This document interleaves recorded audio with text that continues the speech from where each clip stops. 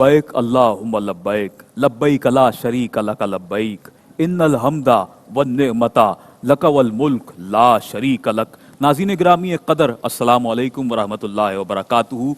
आपका मेज़बान सैयद अदनान खालिद प्रोग्राम फ़लसफ़ा हज और ज़हन जदीद के साथ हाजिर खिदमत है। नाज़रीन गिरामी क़दर, हम देखते हैं कि हमारी सोसाइटी में आज के इस दौर में हमारे नौजवान बिलखुसूस एक दौड़ में लगे हुए हैं, और मैं यहाँ पर ये मिसाल क्यों दे रहा हूँ इसे मैं आगे अर्ज़ करूँगा आपसे। यूँ महसूस होता है कि हमारे नौजवान अपने लिविंग स्टैंडर्ड को मज़ीद बेहतर बनाने के लिए, अपने प्रोफेशनल स्किल्स को मज़ीद निखारने के लिए और अपनी ज़िंदगी को मैं समझता हूँ कि असर हाजिर के तमाम तर तकाज़ों से हम आहंग करने के लिए अपनी सलाहियतों को बेहतर से बेहतर दिन ब दिन बनाना चाहते हैं और एक दौड़ में लगे हुए हैं, एक दौड़ का शिकार हैं। ये एक दौड़ है, और एक दौड़ वो है कि जो आज से हज़ार साल पहले बेआबो गया उस जगह पर, उस मकाम पर कि जो एक माँ, एक वो माँ के जो अपनी ममता की उस कैफियत में अपने बच्चे के लिए उसकी भूख और प्यास को मिटाने के लिए एक पहाड़ से दूसरे पहाड़ की जानिब दौड़ लगाती है, और इस कोशिश में कि वो अपने बच्चे के लिए कुछ खाने का इंतज़ाम कर सके। अल्लाह रब्बुल आलमीन खालिक अर्ज़ व समावात को ये अदा इस कदर पसंद आई अपनी बंदी की कि रब्ब करीम ने क़यामत तक ज़ायरीन और आज़मीन हज के लिए इस रस्म को, इस फरीज़े को मुसलसल तौर पर जारी फरमा दिया। और नाज़रीन गिरामी क़दर, आज हम जिस मौजू पर गुफ्तगू करेंगे फ़लसफ़ा हज और ज़हन जदीद के इस प्रोग्राम में, वो है सही से मुताल्लिक़। और नाज़रीन गिरामी, आज इस मौजू पर हमारे साथ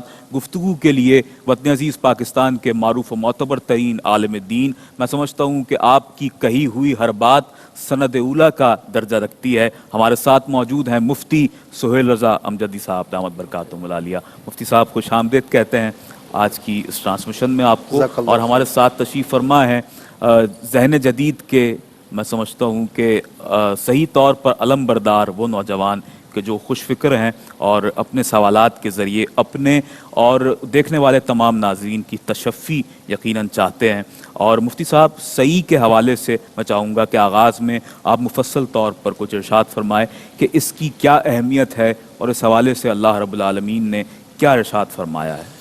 बिस्मिल्लाहिर्रहमानिर्रहीम, सल्लल्लाहु अलैहि व आलिहि व अस्हाबिहि वसल्लम। सबसे पहले बेटा आपको और तमाम देखने वालों, सुनने वालों को, और बेटा आप सबको अस्सलामु अलैकुम व रहमतुल्लाहि व बरकातुहू। वालेकुम सलाम। अच्छा, बात यह है कि आज हमारा मौजू है सई जी।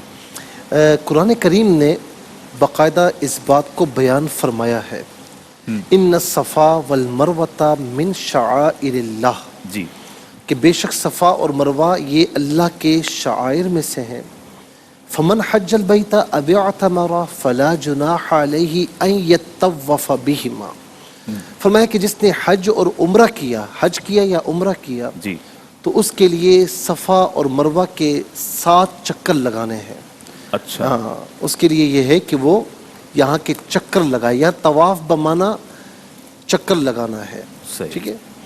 अच्छा, अब जिस तरीके से आप ये देखें कि खाना काबा के तवाफ़ में 7 चक्कर हैं, जी हाँ, तो यहाँ पर भी सफ़ा से मरवा 1 चक्कर, मरवा से सफ़ा 2 चक्कर, इसी तरीके से 7 चक्कर मुकम्मल करने हैं। सही।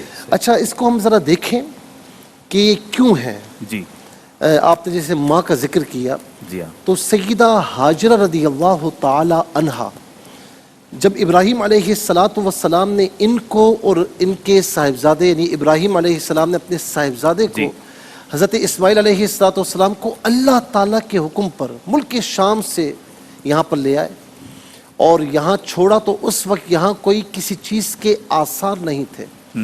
जब छोड़कर जाने लगे, कुछ तोशा था, कुछ चीज़ें थी, तो आपने इतना कहा कि हुजूर ज़रा बताइए, सरताज बताइए कि आप हमें छोड़कर जा रहे हैं। कोई जवाब नहीं दिया।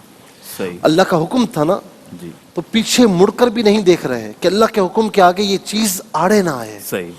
अच्छा, जब 3 मरतबा कहा तो कहा कि इस बात का अल्लाह ताला ने आपको हुक्म दिया है। फरमाया हाँ। कहा ठीक है, आप जाइए। अब अल्लाह के हुक्म के आगे हम सरेंडर हैं, हम उसके हुक्म की इताअत करेंगे। اور ایک آپ دیکھیں کہ ایسی جگہ جہاں پر کوئی انسان موجود نہیں, کوئی زندگی کے آثار بھی نہیں, وہاں پر بیٹا ہے, نومولود بیٹا ہے, چھوٹا بیٹا ہے, اور ماں ہے. اور ماں کا کردار دیکھیں کہ بیٹی کی پرورش کر رہی ہیں, کھانا پینا سب ختم. اسماعیل علیہ السلام پیاسے ہوئے, اور یہاں تک کہ پیاس کے مارے اپنی ایڑیاں رگڑنے لگے. بچہ کیسے کرتا ہے؟ جی ہاں, تو ماں کی ممتا برداشت نہ کر پائی, اور پانی کی تلاش میں صفا پر آتی ہیں, پھر مروہ کی طرف جاتی ہیں. اللہ رب العالمین نے اس ادا کو اتنا پسند فرمایا کہ جو بھی عمرہ کرنے والا ہوگا, حج کرنے والا ہوگا, اس کے لیے صفا اور مروہ کی سعی واجب قرار دے دی. سبحان اللہ. میں چاہوں گا حسن اختر آپ کے سوال سے ہم آغاز کریں, اور کیا پوچھنا چاہیں گے آپ علامہ صاحب سے آج؟ میرا سوال مفتی صاحب سے یہ ہے کہ سعی کا تاریخی حوالہ یعنی ہسٹوریکل بیک گراؤنڈ کیا ہے؟ دیکھیں بیٹا, اگر ہم سعی کے ہسٹوریکل بیک گراؤنڈ کی طرف جائیں تو ایک بیک گراؤنڈ میں ابتدائی میں بیان کر چکا ہوں کہ یہاں پر اللہ کی ایک نیک بندی, ایک نبی کی زوجہ ہے اور ایک نبی کی ماں ہے. جی, ماں کی ممتا کے آگے سب کچھ ہو جاتا ہے نا. ماں اپنی ممتا پر, اپنی ممتا کی محبت میں سب کچھ کر بیٹھتی ہے. تو وہ دوڑ لگانا صفا اور مروہ کی جانب. جب آپ صفا اور مروہ کی سعی کے لیے جاتے ہیں نا, تو چلتے چلتے سبز لائٹس آتی ہیں, گرین لائٹس, آپ نے ویڈیوز میں دیکھا ہوگا, ٹھیک ہے, وہاں سے بھاگا جاتا ہے. اور جہاں پر سبز لائٹس ختم ہو رہی ہیں وہاں پر پھر نارملی رفتار سے آپ چلتے ہیں. کیوں؟ اس لیے کہ جہاں پر یہ سبز لائٹس شروع ہوتی ہیں, جہاں ختم ہو رہی ہیں, یہ جگہ بالکل ڈھلان میں نیچے تھی. اچھا جی, جب آپ نیچے جاتی تو یاد آتا کہ میرا بیٹا کس حال میں ہے, پانی کی تلاش میں, تو بھاگتے ہوئے اوپر آتی ہیں. اللہ رب العالمین نے اس ادا کو بھی اتنا پسند فرمایا. اچھا, ایک خاتون کی حیثیت کتنی ہوتی ہے رب تعالیٰ نے یہاں بتا دیا جی, کہ معاشرے میں خواتین کا مقام اور مرتبہ کیا ہے, ماں کا مقام اور مرتبہ کیا ہے. تو خواتین کے لیے وہاں پر بھاگنا جائز نہیں ہے. ایک خاتون کی سنت اللہ رب العالمین نے امت محمدی صلی اللہ علیہ وسلم کے مردوں پر جی جو ہے وہ سنت قرار دے دی. جی جی جی. دوسری بات یہ ہے کہ صفا اور مروہ, یہاں پر دو بت تھے جن کا نام تھا اسعاف اور نائلہ. اچھا جی, اس کا جو ہسٹوریکل بیک گراؤنڈ ہے. اچھا, یہ بھی کہا جاتا ہے کہ صفا کی پہاڑی پر آدم علیہ السلام تشریف فرما رہتے تھے. اچھا, تو یہ بھی ایک بیک گراؤنڈ ہے. تو یہ دو پہاڑیوں پر دو بت تھے. روایات میں آتا ہے کہ انہوں نے کوئی گناہ کیا تھا تو ان کو بت بنا دیا گیا. اچھا جی, اور مشرکین نے آ کر ان کی پوجا شروع کر دی تھی. اچھا, تو یہ اس کا تاریخی بیک گراؤنڈ ہے. لیکن اللہ تبارک و تعالیٰ نے اس مقام کے تقدس کو برقرار رکھا, بتوں کو دور کر دیا گیا. اور صفا اور مروہ کی جب سعی ہونے لگی تو بعض صحابہ نے بھی کہا کہ یا رسول اللہ, اب یہاں سعی کرنا جائز ہوگا, یہاں تو بت تھے, مشرکین مکہ یہاں پر آ کر ان کو پوجتے تھے, ان کی عبادت کیا کرتے تھے. تو پھر قرآن کریم نے کہا کہ فمن حج البیت او اعتمر فلا جناح علیہ ان یطوف بہما, کہ جو بھی عمرہ کرے گا, حج کرے گا, تو یہاں کی سعی کرنا اس کے لیے واجب ہے. تو یہاں پر اس سے ہمیں یہ بھی معلوم ہوتا ہے کہ کوئی بھی مقدس جگہ ہو, وہاں پر خرافات ہو رہی ہوں, تو خرافات کو علیحدہ کیجئے اور اس مقدس جگہ کے تقدس کو برقرار رکھیے. سبحان اللہ, بہت خوبصورت گفتگو فرمائی علامہ صاحب نے. طلحہ طارق ہمارے ساتھ موجود ہیں. جی طلحہ, کیا پوچھنا چاہیں گے علامہ صاحب سے؟ میرا سوال یہ تھا کہ اگر آج کوئی شخص صحیح کرتا ہے تو اس عمل کے دوران اس کے جذبات اور احساسات کیا ہونے چاہیے؟ بڑا ہی پیارا سوال ہے آپ کا بیٹا, کہ وہ ماں کی ممتا کے آگے پانی کی تلاش میں جا رہی ہیں, آ رہی ہیں. اچھا, اس کے بیک گراؤنڈ میں دیکھیں تو اللہ تعالیٰ کے حکم کے آگے سر جھکانا ہے. جی, یہی اللہ رب العالمین نے فرمایا تو کہا کہ یا اے میرے سرتاج, یا ابراہیم اللہ کے نبی, آپ جائیے, اب میں جانوں, میرا بچہ جانے, میرا رب جانا ہے. اس کے حکم کے آگے ہم سرنڈر ہیں, ہم نے اپنے سر کو جھکایا ہے. تو ان کے ماں کی جو ممتا تھی بے قرار ہو کر ادھر جا رہی ہیں, صفا سے مروہ, مروہ سے صفا, درمیان میں بھاگ بھی رہی ہیں. تو آپ دیکھیں کہ بظاہر ان کی ماں کی ممتا تھی, پیچھے اللہ تعالیٰ کا حکم کار فرما تھا. تو آج اصل میں ظاہر ہے کہ ہم جا کر وہاں پر اگر صحیح کرتے ہیں تو ہمارے ساتھ تو وہ معاملہ نہیں ہے. ایک تو یہ کہ ان کی سنت ادا کرنے کے لیے ہمیں یہ کرنا ہے کہ اللہ تعالیٰ کا حکم ہے, اس کے رسول صلی اللہ علیہ وسلم کا حکم ہے. دوسری اہم بات کہ ہمیں اس ہسٹوریکل بیک گراؤنڈ کو یاد رکھنا چاہیے کہ وہ خاتون ہو کر اللہ تعالیٰ کے حکم کو پورا کرنے کے لیے یہاں پر آئیں, تو ہم تو اللہ تعالیٰ کے بندے ہیں, اور وہ اس دور میں انہوں نے حکم پورا کیا. تو آج بھی جب ہم وہاں پر سعی کرتے ہیں تو یہی جذبات, یہی احساسات کہ مولا تو نے کہا تو ہم یہاں صحیح کر رہے ہیں, تو نے کہا تو ہم یہاں پر بھاگ رہے ہیں, تو نے کہا تو ہم یہاں پر رک رہے ہیں. تو اللہ تعالیٰ کے حکم کے آگے اس کی اطاعت کرنا اور اس کے حکم کے آگے سر کو جھکا دینا. جی, اور یہی وہ عمل ہے کہ جسے اللہ رب العالمین نے محبوب فرمایا اور اپنی تمام تر مخلوق پر اس عمل کو لازم و ملزوم قرار دیا. ہمارے ساتھ اس وقت حسن خالد موجود ہیں. حسن, کیا پوچھنا چاہیں گے مفتی صاحب سے؟ صاحب, قرآن مجید میں صفا و مروہ کو شاعر اللہ کہا گیا ہے, اس کی کیا حکمت ہے؟ قرآن کریم میں اللہ تبارک و تعالیٰ نے اس طرح کئی مثالیں دی ہیں. مثال کے طور پر سورہ مائدہ کی دوسری آیت ہے, یا ایھا الذین آمنوا لا تحلوا شعائر اللہ ولا الشہر الحرام ولا الہدی ولا القلائد ولا آمین البیت الحرام. تو یہاں پر آپ دیکھیں فرمایا کہ اے ایمان والو, اللہ کے شعائر کی بے حرمتی نہ کرنا. ٹھیک ہے. اچھا, نمبر 2 فرمایا کہ جو قربانی کے لیے جانور لے کر جاتے ہیں نا حاجی, تو ان جانوروں کی بھی بے حرمتی نہ کرنا. صحیح. اسی طریقے سے 4 مہینے آپ جانتے ہیں کہ حرمت والے ہیں, جی ہاں, تو ان کی بھی بے حرمتی, اس کا ذکر بھی یہاں پر موجود ہے. 4 مہینے کون سے ہیں؟ ایک تو رجب کا مہینہ, اور دوسرے 3 مہینے جو ہے شوال, ذی قعدہ اور ذی قعدہ, ذی الحجہ اور محرم. یہ 4 مہینے حرمت والے ہیں. تو اب ان حرمت والے مہینوں کا تقدس بھی برقرار رکھنا, اس کا حکم بھی یہاں پر دیا گیا ہے. اسی طریقے سے یہاں پر فرمایا کہ ان الصفا والمروہ من شعائر اللہ, سورہ بقرہ میں, کہ صفا اور مروہ اللہ کے شعائر میں سے. اس کا مطلب کیا ہوا کہ جو چیز بھی اللہ تعالیٰ کے پیاروں سے نسبت کر جائے تو اس چیز کو شعائر اللہ کہتے ہیں, اللہ کی نشانیاں بن جاتی ہیں. ٹھیک ہے نا. خانہ کعبہ اللہ کی نشانی, صفا مروہ اللہ کی نشانی, مقام ابراہیم اللہ کی نشانی, یہاں تک کہ مسجد نبوی, اب یہاں پر جو مزار اقدس ہے حضور نبی کریم علیہ السلام کا پیارا مزار, یہ بھی اللہ کی نشانی. تو جو بھی چیز اللہ والوں سے نسبت کر جائے تو اسے شعائر اللہ کہتے ہیں. اس میں حکمت یہ ہے. سبحان اللہ. اور حسان اس وقت ہمارے ساتھ موجود ہیں. حسان, کیا پوچھیں گے علامہ صاحب سے؟ زمانہ جاہلیت میں ہونے والی سعی اور آقا علیہ الصلوۃ والسلام کے مبعوث ہونے کے بعد ہونے والی سعی میں کیا فرق ہے؟ اچھا دیکھیں, زمانہ جاہلیت میں بھی یہاں پر مشرکین مکہ آتے تھے, اور جس طرح میں نے کہا نا کہ اصعاف اور نائلہ یہ قبیلہ جرہم تھا غالباً, ان کے دور میں انہوں نے یہاں پر بت نصب کیے تھے. اچھا جی. اور اس کے بعد آہستہ آہستہ مشرکین مکہ نے ان کی جو ہے وہ پوجا شروع کر دی, عبادت شروع کر دی, اور یہاں پر اللہ کے حکم کی خاطر نہیں آتے تھے, جی, بلکہ وہ ان بتوں کی عبادت کرنے کے لیے, ان بتوں کی تعظیم کی خاطر یہاں پر آتے تھے. ٹھیک ہے. اچھا, اب یہ ان کی سعی تھی, جی, یہ ان کی سعی تھی. تو اصل جو سعی کا مقصد تھا وہ بھلا چکے تھے.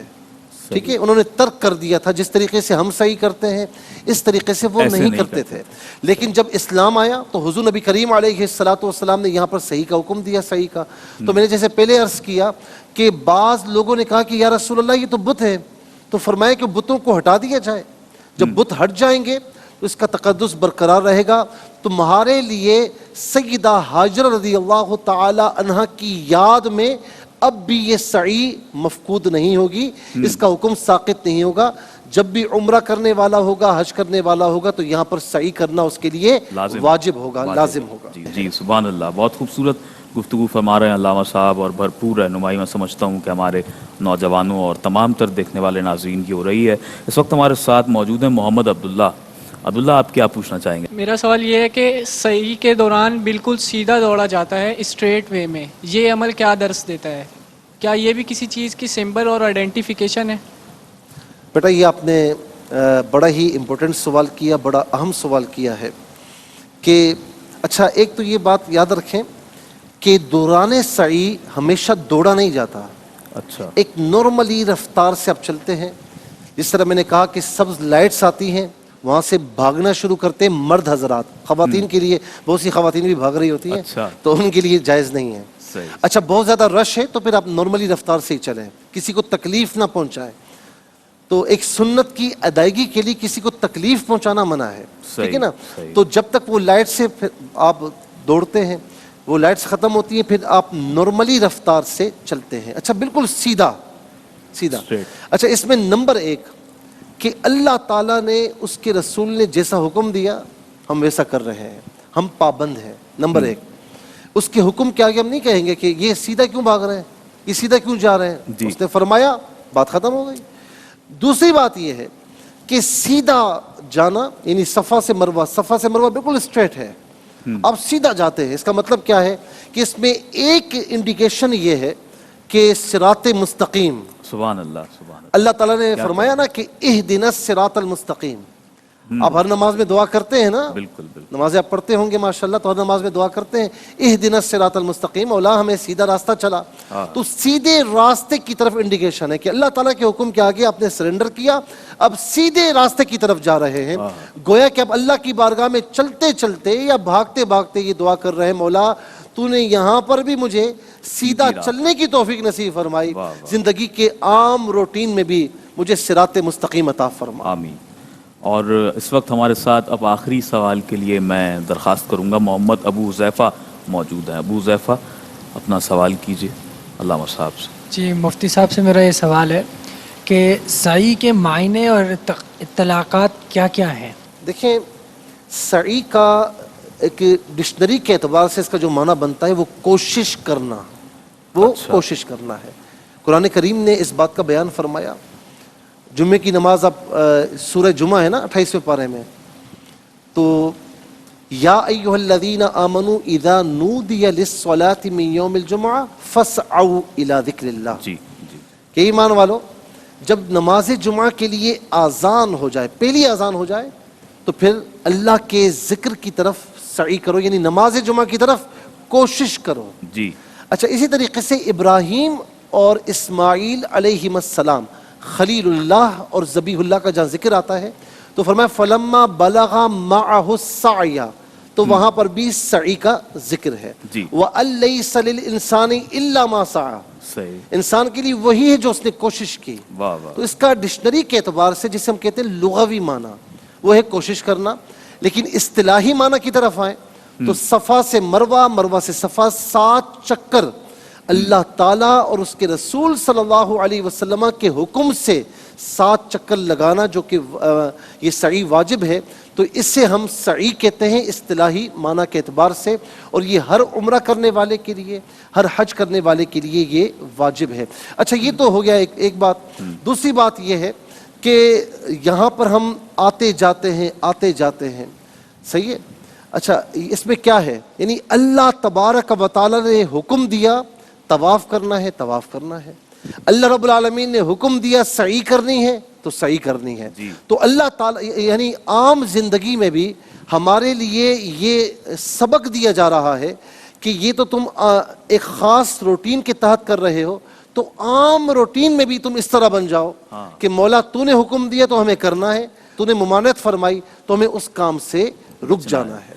علامہ صاحب نے بہت خوبصورت گفتگو فرمائی آج سعی کے موضوع پر. اور ناظرین محترم, ARYQ TV ماہ ذی الحجہ میں ان مبارک پرکیف اور پرنور ساعتوں میں اس خوبصورت پروگرام کو کہ جس کا عنوان ہے فلسفہ حج اور ذہن جدید, کہ جس میں ہمارے ساتھ نوجوان موجود ہوا کرتے ہیں اور خوبصورت سوالات مفتی صاحب کے سامنے پیش کرتے ہیں اور تسلی و تشفی بخش جوابات مفتی صاحب ارشاد فرماتے ہیں. آج اس سلسلے کا یہ پروگرام پیش کیا گیا کہ جس کا موضوع سعی سے متعلق تھا, اور ہم نے اسے اپنے ناظرین کے لیے پیش کیا ہے اس امید پر کہ آپ نے یقیناً اس سے بھرپور استفادہ کیا ہوگا.